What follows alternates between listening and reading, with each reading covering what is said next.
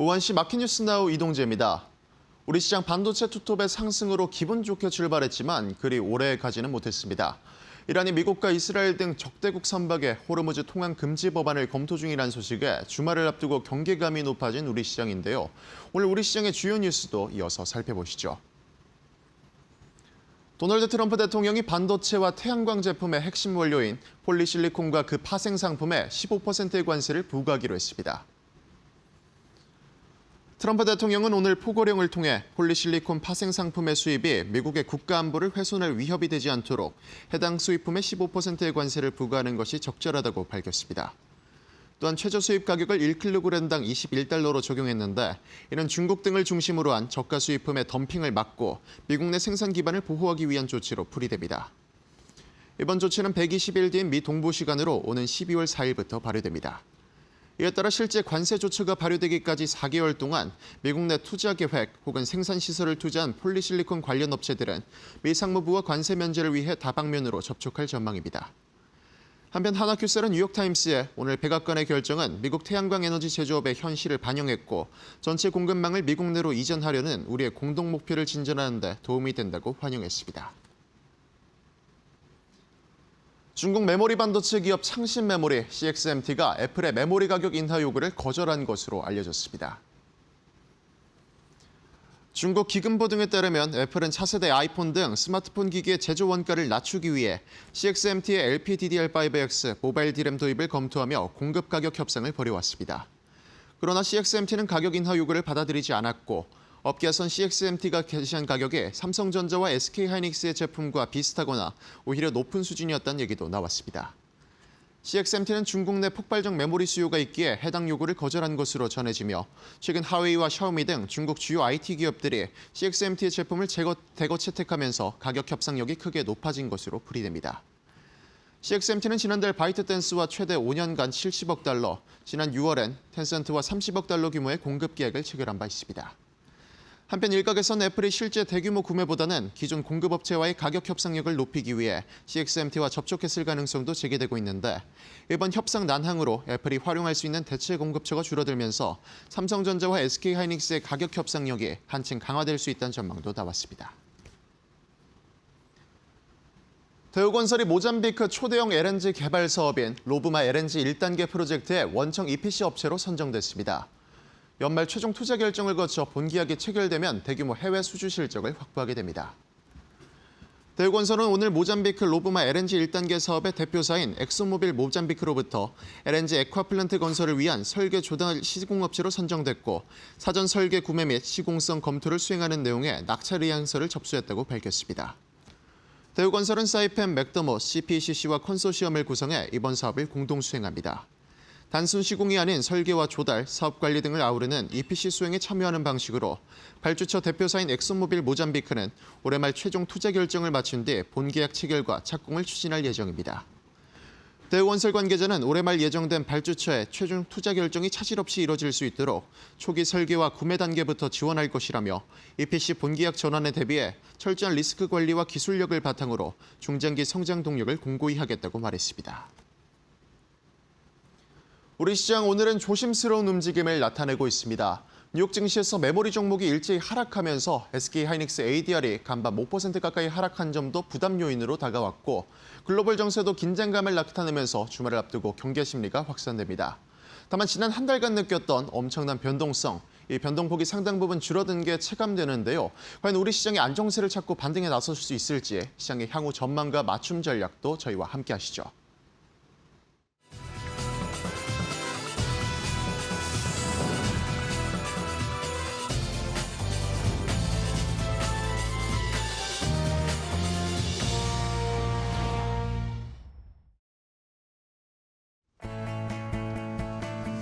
자, 옷장의 출발도 이데일리 TV와 함께 해주시죠. 마켓나우 3부로 이어가도록 하겠습니다.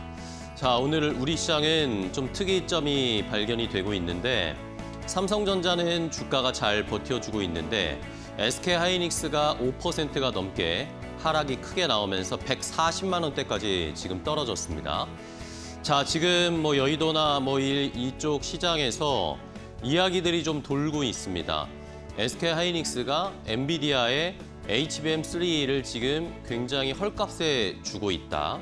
그리고 뭐 HBM4 내년에 가격을 삼성전자나 마이크론 같이 높은 가격을 받지 못하는 수준으로 가격이 책정될 수 있다. 뭐 이런 이야기들이 지금 나오고 있거든요.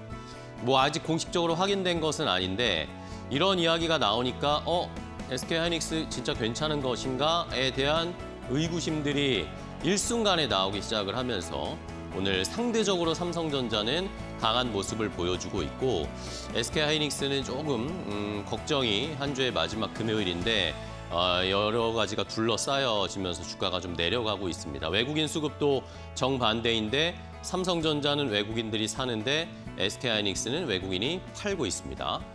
자, 반도체가 또 이렇게 흔들리니까 시장이 어려운 상황입니다.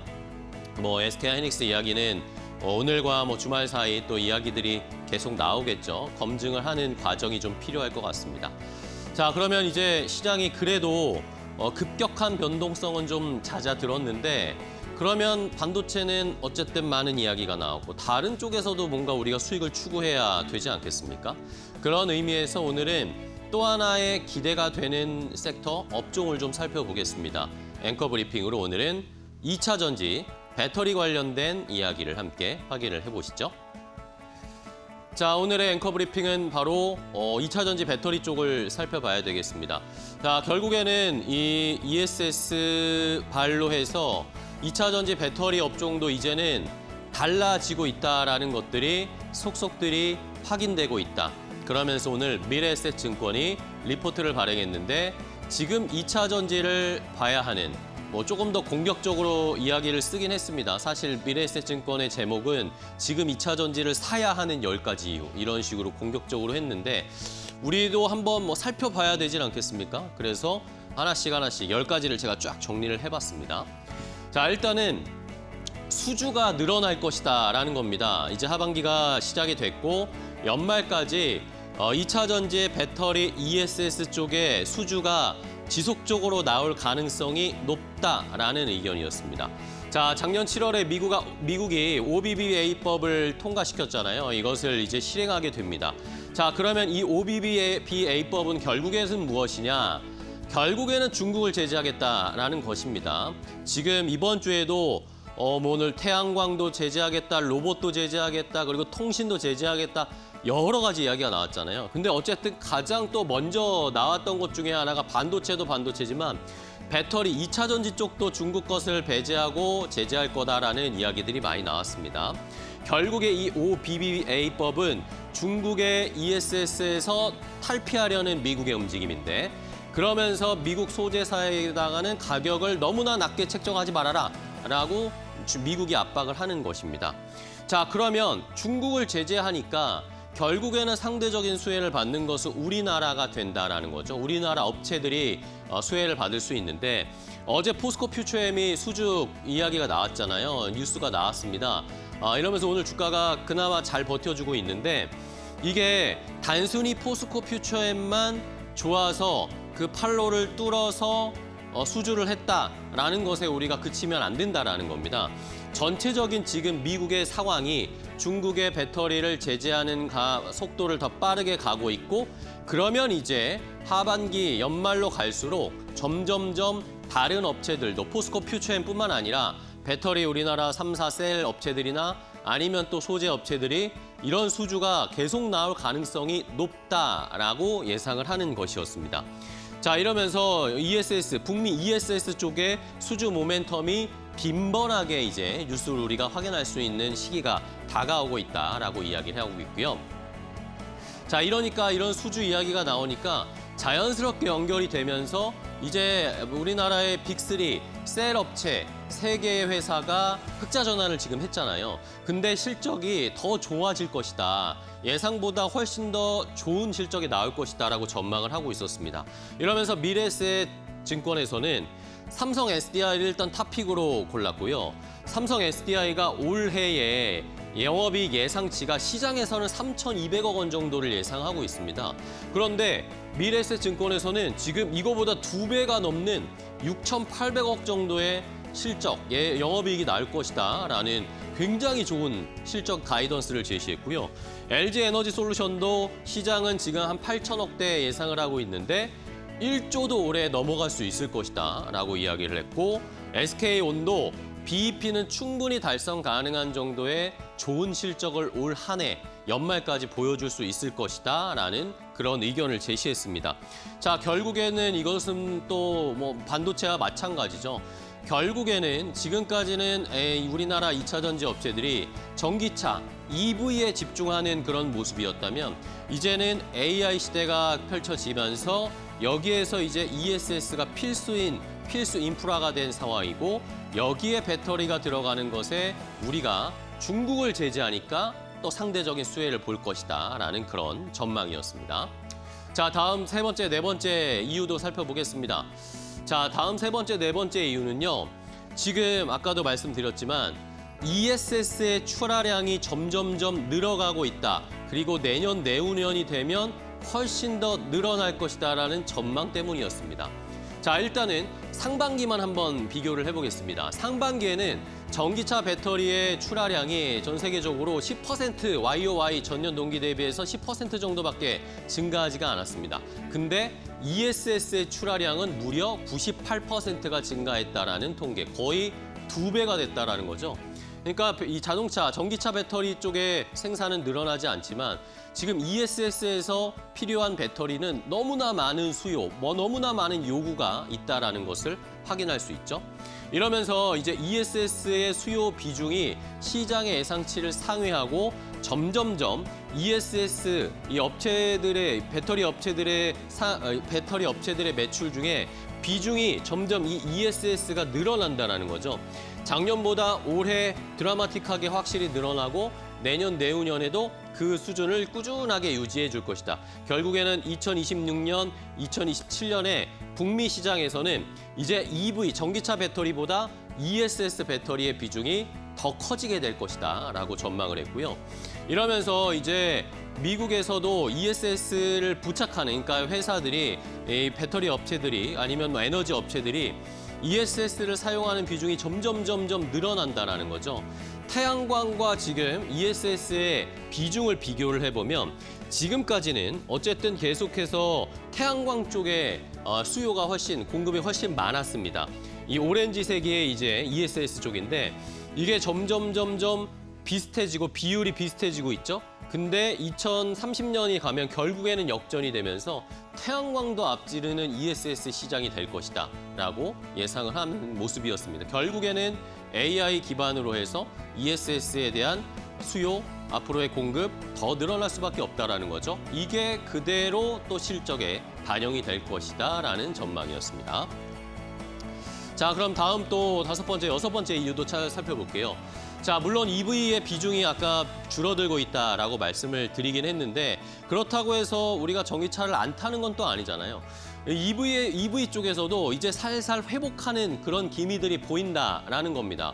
자, 일단은 출하량, 캐즘에서 벗어나고 있다. EV 쪽에서의 캐즘이 이제는 거의 바닥을 찍고 돌아오고 있다. 턴어라운드 하고 있다라는 건데 최근에 유럽 쪽에서 이 EV 쪽에 굉장히 견조한 판매가 늘어나고 있다라는 뉴스들도 보셨을 거예요. 유럽 쪽에서는 어쨌든 계속 전기차나 이런 친환경에 대한 드라이브는 걸고 있으니까 유럽 쪽에서의 판매가 개선되고 있는 것도 긍정적이고, 중국 같은 경우에도 지금 뭐 살인적인 가격 경쟁을 중국은 계속하잖아요. 근데 이런 것들도 좀 완화가 되면서 어느 정도 회복세가 보이고 있고, 미국은 뭐 아직까지는 확실히 턴어라운드 된 것은 아니지만 4분기부터는 그래도 미국에서도 전기차 수요가 회복될 전망이다라고 하면서 긍정적인 이야기들이 많습니다.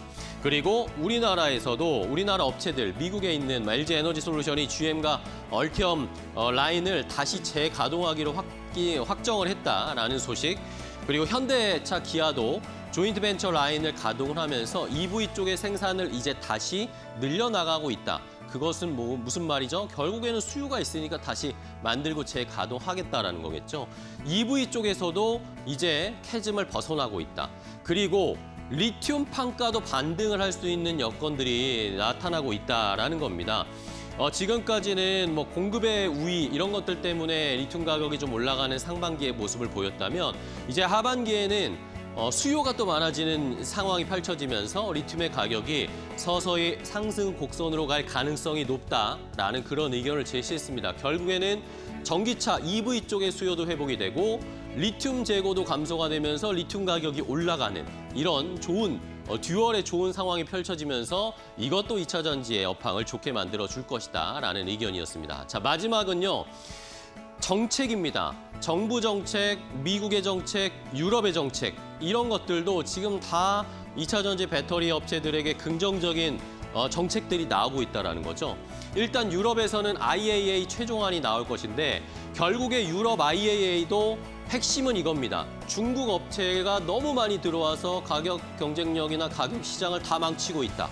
중국을 어쨌든 제재하겠다라는 것이기 때문에 뭐 미국만큼 제재하는 건 아니겠지만 유럽도 중국에 어느 정도의 벽을 쌓고 있다는 것도 역시 우리에게 긍정적인 것이죠. 유럽의 공장에 있는 삼성 SDI나 에코프로나 이런 쪽이 잘 살펴봐야 하는 이유이기도 합니다. 우리나라 정책도 지금 좋습니다. 우리나라 정책도 데이터 센터나 팹 우리가 엄청 지어야 되잖아요. 그럼 ESS도 역시 필요합니다.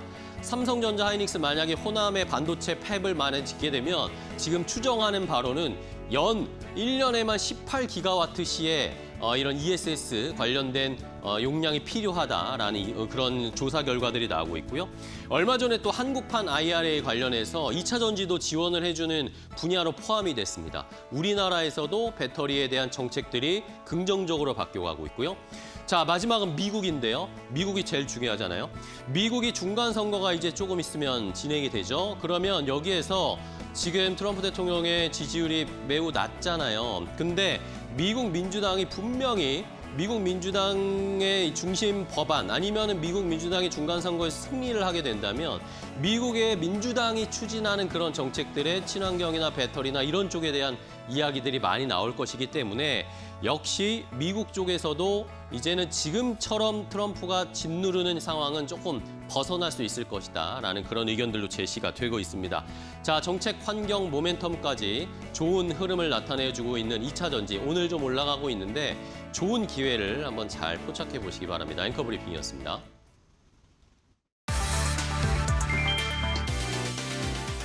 반도체에 몰렸던 자금이 코스닥으로 옮겨갈 조짐을 보이고 있다. 반대 매매 부담이 줄고 기관 저가 매수가 들어오면서 코스닥이 단기 반등에 나섰다. 한국거래소에 따르면 코스닥 지수는 지난달 말부터 4거래일 동안 24% 넘게 올랐다. 사상 처음 3거래일 연속 매수 사이드카도 발동됐다. 반등의 핵심은 실적보다 수급이다. 코스닥 신용융자 잔고는 4월 말 11조 500억 원에서 이달 3일 5조 8,300억 원으로 47.2% 줄었다. 반대 매매 압력이 낮아지자 기관도 움직였다. 기관은 최근 4거래일 동안 코스닥에서 1조 90억 원을 순매수했다. 여기에 단일 종목 레버리지 ETF 규제 이후 반도체 쏠림이 완화되며 제약 바이오와 로봇 등 성장주로 일부 자금이 이동하는 모습이다. 다만 추세 전환은 아직 이르다. 장기 자금 유입과 중소형주 실적 개선이 확인돼야 코스닥 반등이 일회성 회복을 넘어설 수 있다는 분석이다.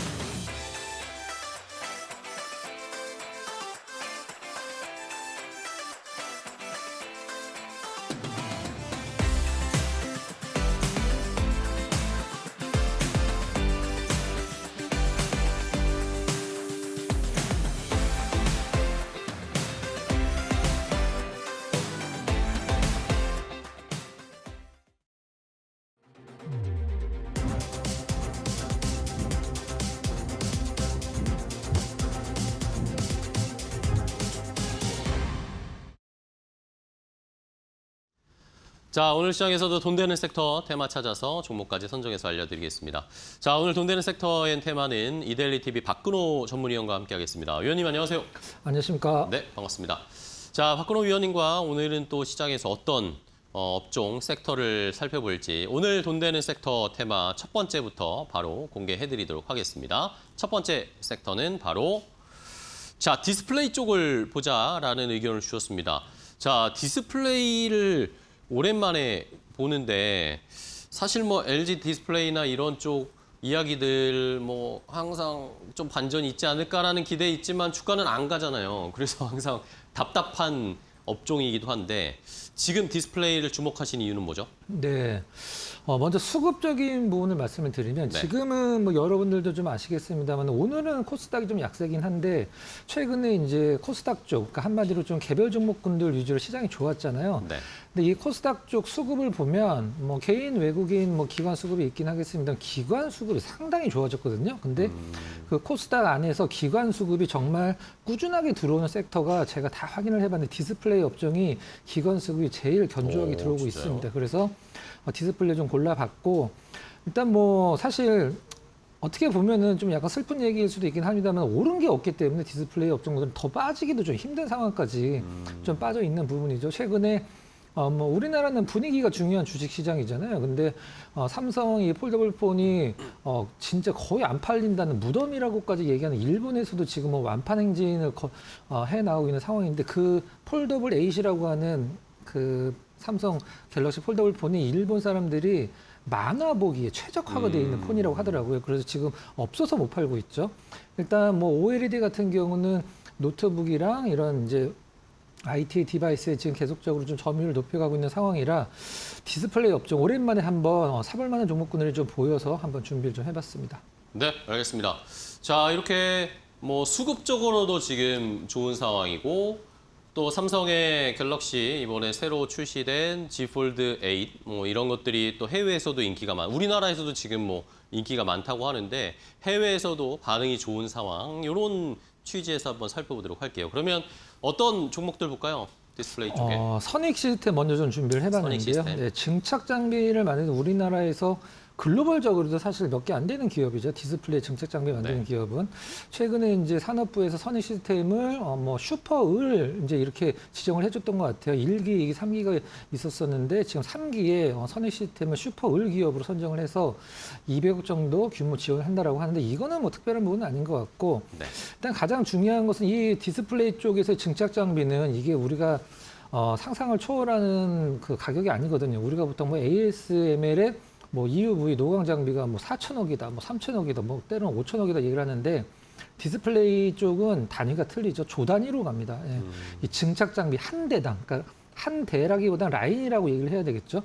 한 대당 1조 원입니다. 1조 원. 이게 이제 지금 삼성 디스플레이가 8.6세대 OLED 투자하면서 사실 이 선익 시스템 걸 쓰려고도 했었었는데 그때 애플이 우리한테 납품하려고 니네 8.6세대에 투자하는 거지 그러면은 캐논 도키 걸 써야 돼라고 애플이 딱 잘라갖고 얘기를 해줬죠. 그래서 울며 겨자 먹기식으로 캐논 도키 걸 썼는데 캐논 도키가 대당 1조 원이죠. 근데 삼성 디스플레이가 깎아서 한 8천억으로 계약을 한 걸로 제가 알고 있는데 이번에 LG 디스플레이 쪽에 진착 장비 또 공급 계약 소식이 좀 나왔죠. 이제 선익 시스템 같은 경우는 원래 과거에는 이제 연구용 증착 장비만 말던 기업이었었는데 이제 BOE 이제 중국 디스플레이 업체 BOE 쪽 증착 장비 수주하면서 그거는 한 3천억인가 4천억으로 수주를 한 걸로 알고 있는데 좀 굉장히 싸게 수주를 했죠.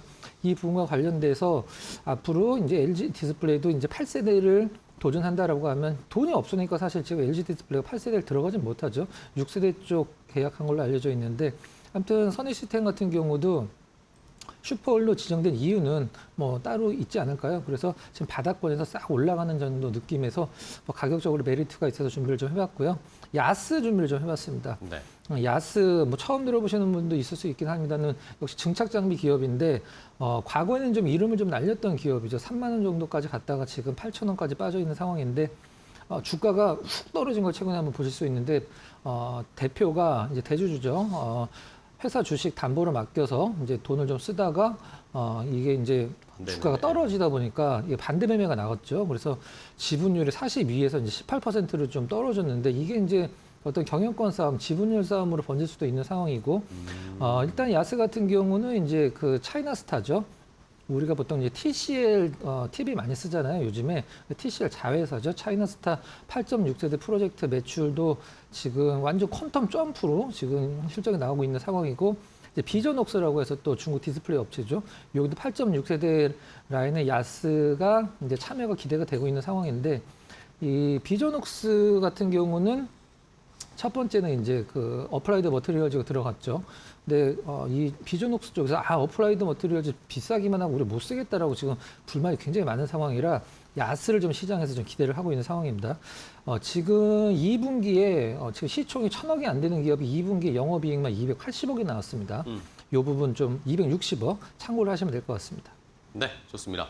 자, 야스와 선익 시스템 두 가지를 살펴봤고요. 그러면 탑픽 종목으로는 디스플레이 종목 뭐 보세요? 네, 삼성 스마트폰 갤럭시가 많이 팔리면 팔릴수록 네. 뭐 그냥 가만히 있어도 수혜를 보는 기업이죠. 덕산 네오룩스 준비를 했어요. 유기 소재 OLED 유기 소재 전문 기업이죠. RGB 이제 빛을 내는 레드, 그린, 블루. 우리나라에서 제가 알기로는 블루는 아직은 좀 못 만드는 걸로 알고 있어요. 블루가 너무 만들기가 어렵기 때문에 그래서 이제 레드랑 그린을 이제 덕산 네오룩스가 만들고 있는 상황이긴 한데. 실적 굉장히 좋죠. 2분기 영업이익 185억, 전년 동기 대비 80% 성장.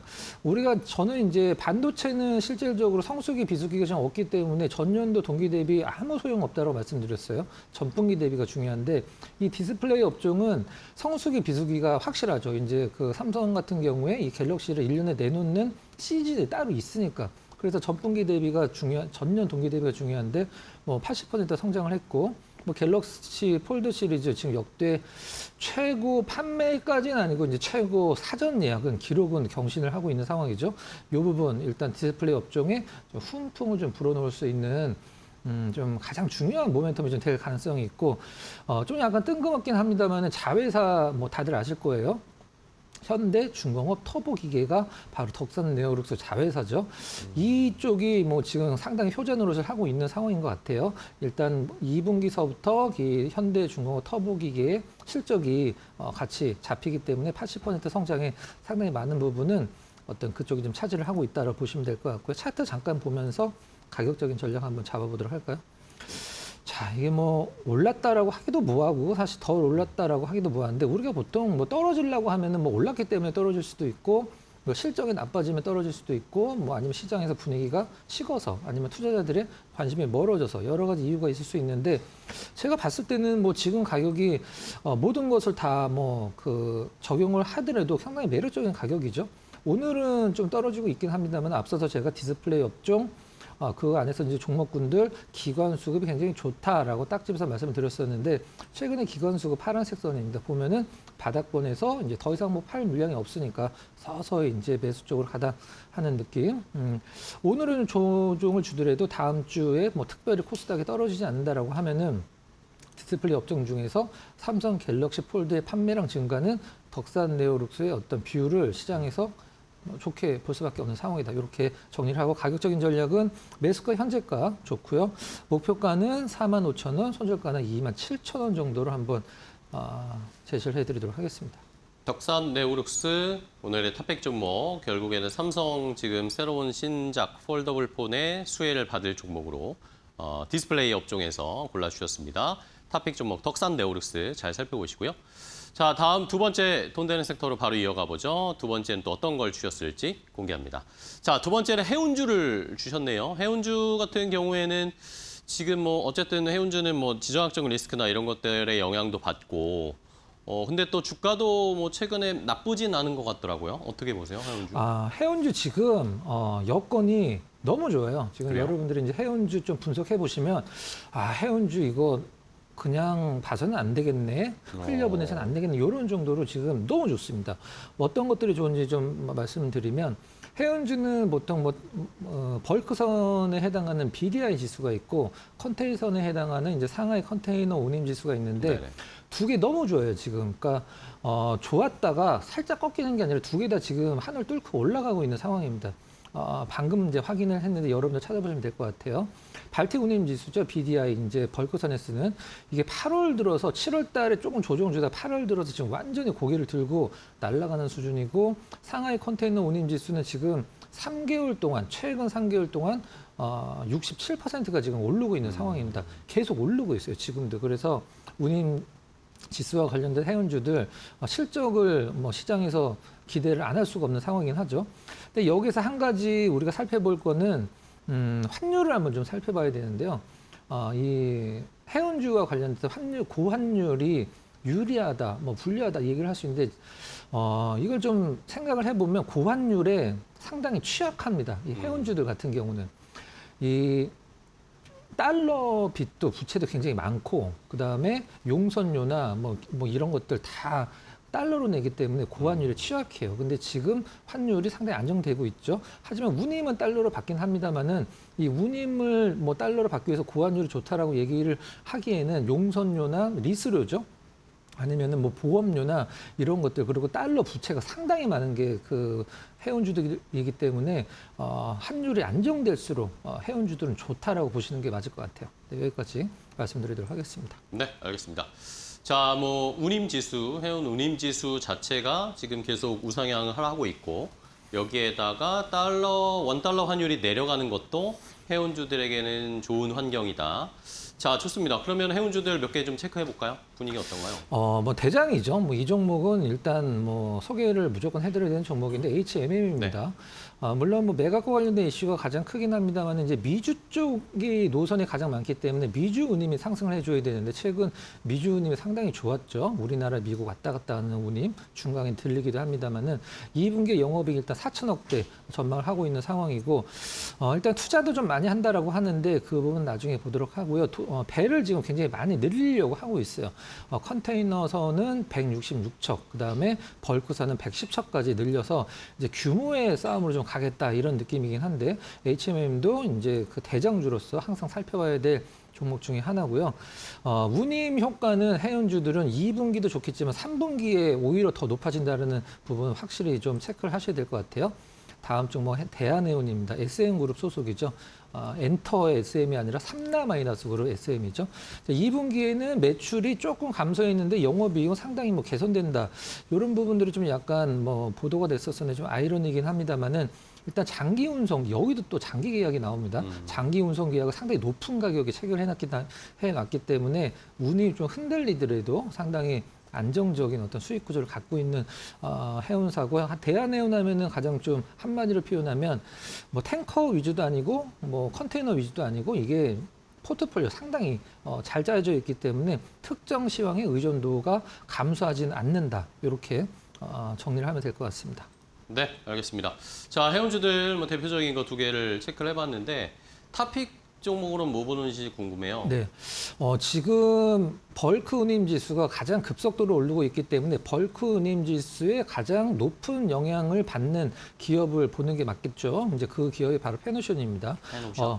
글로벌 벌크 선사 중에 뭐 가장 탑티어인 기업이기도 하죠. 일단 2분기 영업이익이 한 2천억이 조금 안 나왔어요. 1,900억대 정도 나왔는데 전년 대비 57%가 좀 증가를 했다라고 합니다. 상당히 실적 좋고 역시 뭐 페노션도 앞서 대한해운과 마찬가지로 탱커도 있고 뭐 벌크선도 있고 LNG선도 있기 때문에 이 포트폴리오 상당히 좀 좋죠. 이제 컨테이너는 안 하죠. 이 부분들은 일단은 발틱 운임 지수에 상당히 많은 영향을 받을 수 있는 게 바로 페노션이죠. 우리 컨테이너는 안 하기 때문에 일단 차트 잠깐 보면서 가격적인 전략 한번 짚어보도록 하겠습니다.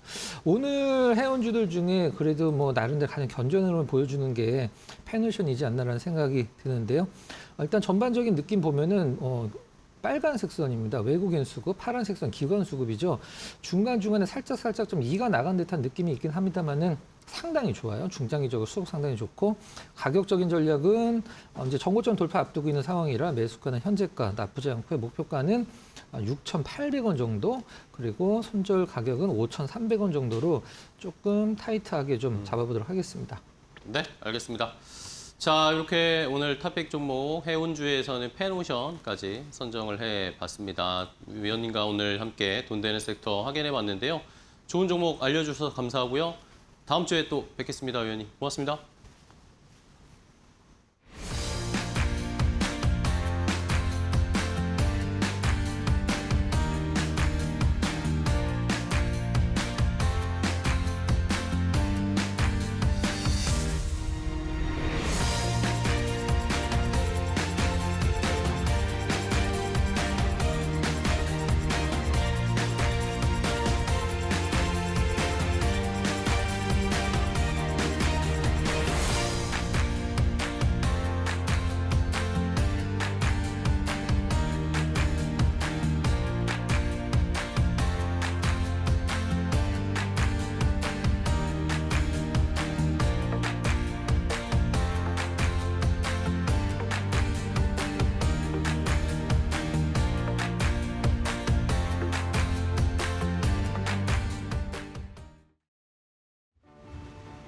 네, 국내 증시 오후장 흐름 살펴보겠습니다. 현재 코스피, 코스닥 양 지수 모두 하락하고 있습니다. 그래도 장 초반에 강보합권에도 1%대 긍정적인 출발을 하긴 했지만 이내 지수에 힘이 빠졌고요. SK하이닉스의 낙폭 확대가 코스피 지수의 하방을 이끌었습니다.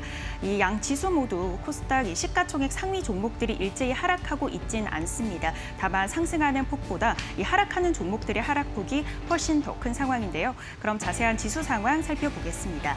먼저 코스피입니다. 어제 5%대 급락으로 마감했던 코스피가 오늘은 1%대 상승 출발했습니다.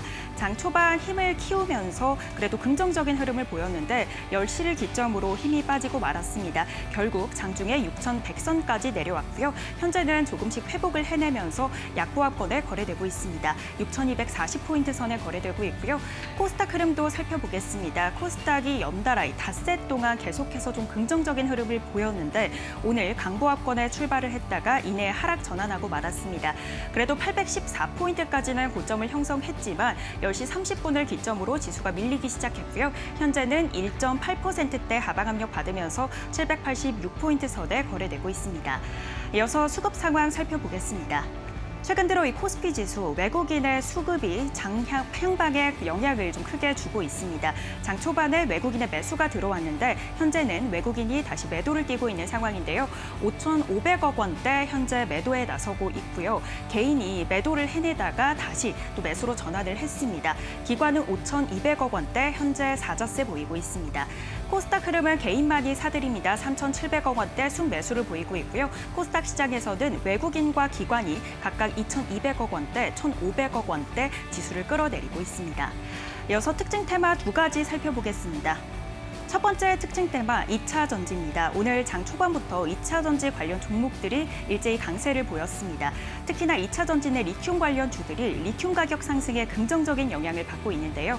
리튬 수요가 늘어나면서 1년 새에 22달러 선 위에까지 올라왔습니다. 일단 중앙 첨단 소재가 7.5% 넘게 오르면서 1,000원 선에 거래되고 있고요. LNF가 어제 실적을 내놨습니다. 모두 예상치를 웃도는 실적을 내놨고 증권사들이 전망을 긍정적으로 돌려 세우면서 현재 6.3% 상승하고 있습니다. 84,000원 선에 거래되고 있고 삼성 SDI 4.5% 오름세 보이면서 44만 6천원 선에 거래되고 있습니다. 포스코 퓨처엠은 오늘 호재가 있었죠. 국내 유력 배터리 업체와 6년간 약 19만 톤의 양극재 공급 계약을 했다라는 소식이 있었습니다. 포스코 퓨처엠의 이 호재가 2차 전지 섹터 전반 투심에 영향을 줬고요. 2.7% 상승하면서 15만 1천원 선에 거래됩니다. 또 2차 전지 대표주의 에코프로와 에코프로 BM이 장 초반에 7에서 8%대 상승하기도 했습니다. 다만 현재는 하락 전환했고요. 약보합권에 거래되면서 8만 2천원 선에 거래되고 있습니다. 이어서 두 번째 특징 테마 살펴보겠습니다. 두 번째 특징 테마는 유통인데요. 어제부터 오늘까지 계속해서 굵직한 국내 기업들이 실적을 내놓으면서 엇갈린 흐름을 보이고 있습니다. 일단 CU 편의점의 운영사죠. BGF 리테일이 실적을 내놨는데 영업이익과 매출이 모두 예상치를 웃돌았습니다. 특히나 외국인 관광객의 증가로 편의점 매출이 크게 늘었는데요. 실적이 나오고 나서 11개 증권사가 모두 목표 주가를 상향 조정했습니다. 13.5% 상승하면서 15만 1천원 선에 거래되고 있고요. GS 리테일도 실적을 등에 업고 6%대 상승, 롯데쇼핑은 예상치를 밑도는 영업이익을 발표하면서 14%대 하방 압력 받아갑니다. 오후장 흐름 살펴봤습니다.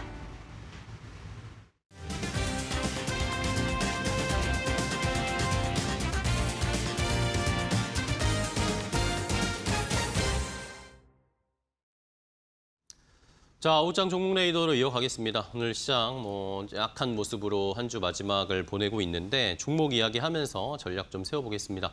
오늘 이데일리온의 김태훈 파트너와 함께하겠습니다. 파트너님 안녕하세요. 안녕하세요. 네, 반갑습니다. 자, 김태훈 파트너님과 오늘은 또 어떤 종목을 볼지 첫 번째 선택해 주신 종목부터 함께 확인을 해보겠습니다. 공개하겠습니다.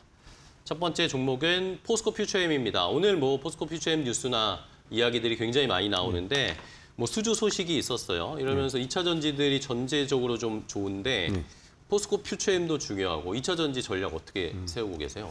그 지난 7월 달에 대폭락이 있었습니다. 그 폭락이 있으면서 말 그대로 우리 시장은 다시 리셋이 된 기분인데요. 그렇죠. 네. 그러면서 2차 전지 쪽 같은 경우는 상반기까지만 해도 아직까지는 이 전기차 캐지면서 벗어나지 못하는 그런 모습들을 보였습니다. 하지만 7월 달 대폭락 이후에 그 과정에서 2분기 실적에 대한 잠정치에서 나름대로 실적들이 개선되는 모습을 네네. 1분기에 이어서 2분기 때도 보여줬습니다. 이 말은 7월 달의 대폭락은 우리 시장 전체 시장 리스크에서 하락한 부분이고 개별 종목들은 실적들이 좋아지는 종목들은 오히려 싸게 살 기회를 주는 거였습니다.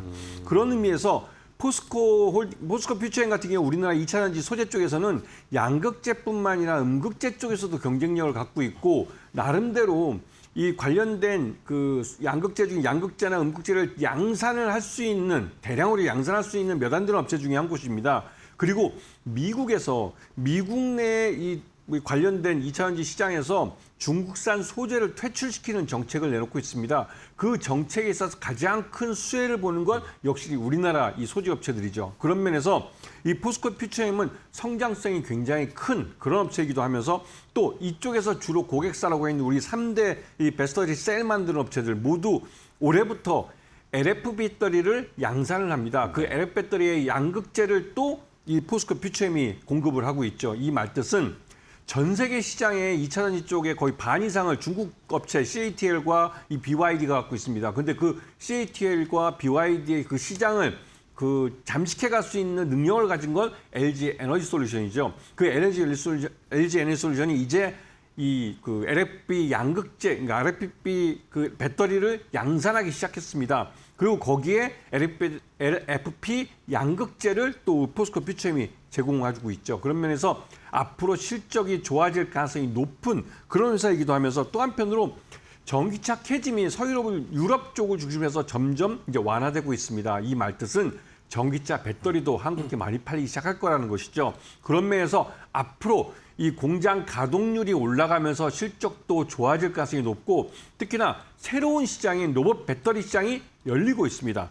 이 기존의 이 로봇 배터리 시장은 3원계 배터리가 주로 많이 사용되는데 이 3원계 배터리는 우리나라 한국 배터리 셀 업체들이 중국에 대해서 뭐 크게 보면 한 5년 이상 기술적 격차를 갖고 있어서 경쟁력이 있는 시장입니다. 네. 그런 면에서 포스코 퓨처엠을 좀 관심 있게 보시면서 긴 안목으로 보시면 지금이 싸게 살 수 있는 그런 타이밍입니다. 네, 좋습니다. 첫 번째 포스코 퓨처엠을 보면서 2차 전지 뭐 전반적으로 좀 체크를 해봤는데 확실히 좀 실적 개선세들이 보이고 있으니까 이것이 또 하반기에 또 어느 정도까지 더 숫자가 높아질 수 있을지 그런 것들을 좀 체크하면서 2차 전지 공략을 해보도록 할게요. 자, 첫 번째 종목 포스코 퓨처엠이었고요. 두 번째 종목도 바로 공개하도록 하겠습니다. 두 번째 종목은 OCI 홀딩스입니다. OCI 홀딩스도 이번 주에 분위기가 좋은데 뭐 태양광도 뭐 2차 전지도 중국산을 제한하지만 미국이 또 태양광 폴리실리콘 이쪽도 중국을 제재하겠다고 했잖아요. 어느 정도로 우리가 수혜 볼 수 있을까요? 그 태양광 쪽에서 여러분들이 잘 못 느끼시겠지만 태양광 쪽이나 이 광이 들어가는 광 그 통신망 이런 것 네. 쪽에서도 중국이 전 세계 시장의 한 80% 정도 차지합니다. 그렇죠. 그만큼 경쟁적으로 이제 경쟁력이 있는 중국 기업들이 경력을 갖고 있는 시장인데요. 그러면서 워낙 생산을 많이 하다 보니까 가격이 쌉니다. 그래서 우리나라 같은 업체도 그렇고 미국 업체는 아예 포기를 했고 우리나라 업체가 그나마도 기술적으로 경쟁력을 갖고 있지만 가격 경쟁력은 떨어지는 시장이죠. 그런데 이 시장에 미국이 중국산에 대해서 이 헐값으로 미국 시장에 접근하지 못하도록 높은 고율의 관세를 매기면서 우리가 기술적으로 경쟁할 수 있는 그런 시장 여건이 만들어졌습니다. 앞에 말씀드렸던 2차 전지 시장도 그렇고 이 태양광 시장도 중국 업체들과 우리 한국 업체들이 치열하게 경쟁하고 있는 시장인데요. 이 시장에서 인위적으로 미국이라는 큰 시장을 말 그대로 중국산은 인위적으로 시장 접근을 제한하면서 우리 한국 기업들에겐 큰 기회가 오고 있는 겁니다. 이 OCI 홀딩스라는 업체도 홀딩스라는 이름이 사명이 되는 것처럼 지주회사입니다. 그 밑에 폴리실리콘부터 셀과 모듈까지 모든 그 전 공정을 다 할 수 있는 이 그 계열사들을 갖고 있죠. 네. 그 중에 이제 말레이시아에 갖고 있는 OCI라는 회사는 OCI 말레이시아 법인은 이 폴리실리콘을 만드는데 중국 기업을 제외하고 유일하게 그 한국 기업만 이 폴리실리콘을 만듭니다. 그렇기 때문에 미국 내에서 폴리실리콘을 안정적으로 대량으로 공급할 수 있는 몇 안 되는 회사 중에 한 것이죠. 그런 면에서 우리 이 폴리실리콘 관련해서 OCI 쪽 계열사인데 이 주력 계열사인데 이쪽이 경쟁력을 갖고 있습니다. 그런 면에서 OCI 홀딩스가 앞으로의 시장에서 굉장히 그 미국 시장을 중심으로 해서 실적을 많이 낼 가능성이 높고요. 특히나 우주 태양광이라는 게 있습니다. 테슬라, 일론 머스크가 우주에다가 큰 발전소를 만들고 거기다가 아예 그냥 이 AI 데이터 센터를 우주에다 만들겠다고 말하는 건데요. 거기에 들어가는 에너지원을 태양광을 쓰겠다는 겁니다. 거기에 들어가는 우주 폴리실리콘, 이 우주 태양광에 대한 폴리실리콘도 역시 OCI에서 공급을 합니다. 그렇기 때문에 OCI는 앞으로의 미래 시장, 또 지금 현재의 태양광 시장, 양방에서 모두 시장을 갖고 있고, 그리고 미국 시장을 기반으로 해서 실적이 좋아질 회사입니다.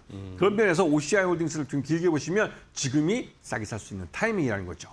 네, 좋습니다.